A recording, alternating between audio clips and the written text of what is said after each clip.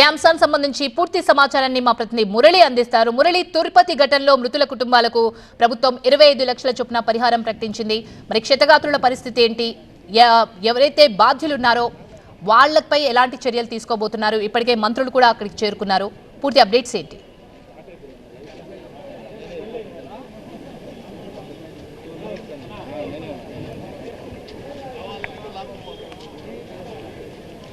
ప్రస్తుతం స్విమ్స్ పద్మావతి మెడికల్ కళాశాలలో ఇక్కడ ట్రీట్మెంట్ జరుగుతున్నటువంటి హాస్పిటల్కు మంత్రులు వచ్చారు. అన్నగారి సత్యప్రసాద్, ఆనం రామనారాయణ రెడ్డి, అలాగే హోంమంత్రి అనిత, నిమ్మల రామానాయుడు.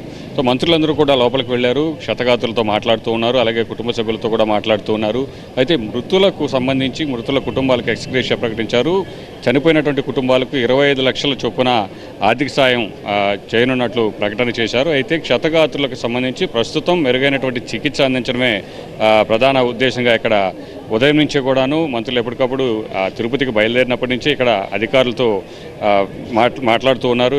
అందరితో కూడా టచ్లో ఉంటున్నారు. అయితే నేరుగా ఆసుపత్రికి వచ్చిన తర్వాత కుటుంబ సభ్యులతో మాట్లాడుతున్నారు. కాసేపట్లోనే బయటకు వస్తారు.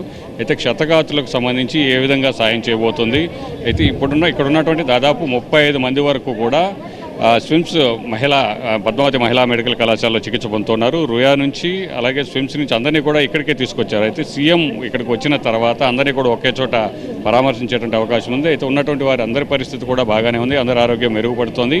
ఇక్కడ ఉన్నటువంటి కేవలం 3 మాత్రమే బోన్ ఫ్రాక్చర్స్ ఉండడంతో వారిని మాత్రమే 2 నుంచి 3 రోజుల పాటు ఇక్కడ ఉంచాల్సినటువంటి అవసరం ఉందని వైద్యులు చెబుతున్నారు. ఆ తర్వాత వారిని కూడా డిశ్చార్జ్ చేసేటువంటి అవకాశం ఉంది.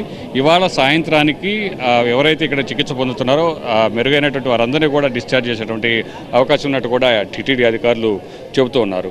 అయితే మంత్రులు బయటకు వచ్చిన తర్వాత కాసేపటికే సీఎం కూడా బయలుదేరి ఇక్కడికి రాబోతున్నారు. ఇక్కడికి వచ్చిన తర్వాత టీటీడీ అధికారులతో ఆయన సమావేశమవుతారు. ముందుగా ఇక్కడ ఉన్నటువంటి క్షతగాత్రులందరినీ కూడా పరామర్శించిన తర్వాత అలాగే చనిపోయినటువంటి కుటుంబ సభ్యులతో కూడా సీఎం చంద్రబాబు మాట్లాడతారు. మాట్లాడిన తర్వాత ఒక సమీక్ష కూడా ఉండబోతోంది. అసలు ఘటనకు కారణం ఏంటి, ఇలాంటి ఘటనలు మళ్ళీ పునరావృతం కాకుండా ఉండాలంటే ఎలాంటి చర్యలు తీసుకోవాలి, వీటన్నిటిపైన కూడా ఒక సమీక్ష అయితే ఉండబోతోంది. రైట్ మురళి.